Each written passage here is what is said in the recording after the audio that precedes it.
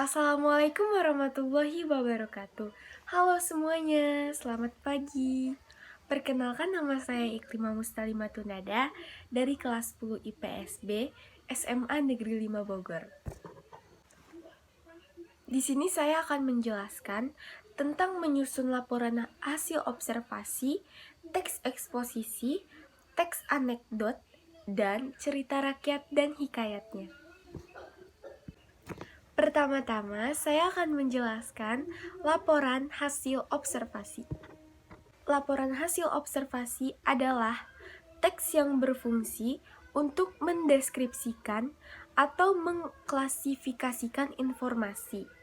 Laporan tersebut menginformasikan sesuatu yang hidup seperti tumbuhan, hewan, atau suatu kejadian benda mati seperti kendaraan atau laut. Teks laporan hasil observasi ini juga mempunyai ciri-cirinya, yaitu berisi pembahasan berupa ilmu tentang suatu objek atau konsep, membahas objek yang bersifat umum, termasuk kategori atau kelompok tersebut, bertujuan menjelaskan dari sudut pandang ilmu, membahas objek secara sistematis, yang merinci setiap bagian dengan objektif, dan terakhir, merinci objek atau dari sudut ilmu, atau definisi, klasifikasi, dan jabaran ciri objek. Struktur teks laporan observasi ini mempunyai pernyataan umum, deskripsi bagian, dan simpulan. Kaidah kebahasaan teks laporan observasi ini menggunakan kata benda atau peristiwa umum sebagai objek utama pertaparannya, menggunakan kata kerja definisi seperti adalah, merupakan, yaitu menggunakan kata pengelompokan seperti dipilih, dikelompokkan, terbagi, terdiri atas, dan menggunakan istilah pada bidang ilmu tertentu. Dan berikut langkah-langkah menyusun teks laporan hasil observasi. Yang pertama, menentukan topik masalah yang akan diamati atau diteliti. Yang kedua, merencanakan cara menyelesaikan masalah. Yang ketiga, melakukan pengamatan sesuai dengan masalah yang ditentukan. Yang keempat, meneliti ulang hasil pengamatan. Yang kelima, membuat kerangka hasil pengamatan. Yang keenam, menyusun laporan hasil observasi atau mengembangkan kerangka laporan menjadi laporan yang baik sesuai dengan kaidah kebahasaan teks laporan. Dan yang terakhir, membenahi atau menyuting teks laporan hasil observasi. Dan sekarang saya akan menjelaskan tentang teks eksposisi. Teks eksposisi. Teks eksposisi adalah teks yang dibangun oleh pendapat atau opini. Teks eksposisi ini mempunyai struktur, ciri-ciri, dan aspek kebahasaan. Struktur teks eksposisi ada tesis, pernyataan pendapat, argumentasi, dan penegasan ulang. Sedangkan ciri-ciri teks eksposisi adalah memuat fakta dan pendapat, bersifat inovatif, memuat informasi pengetahuan, netral dan objektif. Dan yang terakhir, aspek kebahasaan teks eksposisi ini meliputi pronomina dan kata leksikal. Kata leksikal pada teks eksposisi ini terdiri dari nomina, verba, adjektiva, adverba, dan konjuksi. Teks anekdot. Teks anekdot adalah teks yang merupakan suatu bahasa pada materi bahasa Indonesia yang populer. Teks ini biasanya dapat kita temukan di berbagai media loh.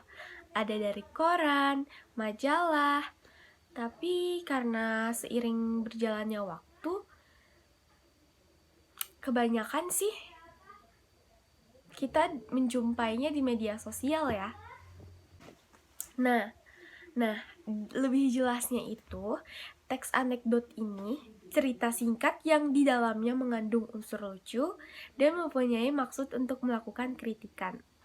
Teks anekdot biasanya bertopik tentang layanan publik, politik, lingkungan, dan sosial.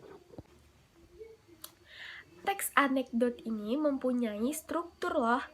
Ada abstraksi, orientasi, event, krisis, reaksi, dan koda. Nah, fungsi dari adanya struktur teks anekdot ini adalah untuk membuat teks menjadi lebih rapih dan sesuai, juga benar-benar berbentuk. Nah, teks anekdot ini mempunyai ciri-ciri loh. Ada berupa teks yang mendekati perumpamaan, menampilkan tokoh-tokoh atau figur yang dekat dengan kehidupan sehari-hari, atau juga orang penting, memiliki sifat humoris, lucu, menggelitik, dan berbau lelucon tapi menyindir. Terselip kritikan dan pujian. Dan yang terakhir, kaidah-kaidah teks anekdot. Kaidahnya itu seperti memakai pertanyaan dengan keterampilan bahasa yang kreatif dan efektif atau retorik. Menulis sesuai struktur, yaitu diawali dengan bagian abstrak dan diakhiri dengan bagian koda.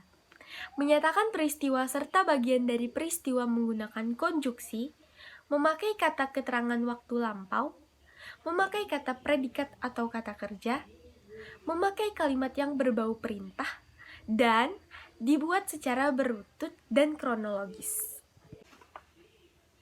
Dan yang terakhir, saya akan menjelaskan tentang cerita rakyat dan hikayatnya. Apa sih cerita rakyat itu? Nah, mari aku jelaskan. Cerita rakyat adalah cerita yang berasal dari masyarakat dan berkembang dalam masyarakat lampau yang menjadi ciri khas suatu bangsa. Sedangkan hikayat, salah satu jenis cerita rakyat yang disajikan dengan bahasa Melayu klasik yang menunjukkan unsur penelitian. Nah, cerita rakyat dan hikayat ini juga mempunyai struktur, ciri-ciri, kaidah kebahasaan, dan nilai-nilainya. Struktur cerita rakyat dan hikayat terdiri dari orientasi, abstraksi, komplikasi, evaluasi, resolusi, dan koda, tahapan pertama, tahapan peristiwa, dan tahapan penyelesaian. Sedangkan ciri-cirinya adalah disampaikan secara lisan, disampaikan secara turun-menurun, karya nilai-nilai yang luhur. Kaidah kebahasaan cerita rakyat dan hikayat ini adalah kata ganti, kata penghubung, kata konjuksi pada kata awal, menggunakan majas. Dan yang terakhir, nilai-nilai dari cerita rakyat dan hakikat ini adalah termasuk nilai moral, ada nilai budaya, nilai religius, dan nilai bertanggung jawab.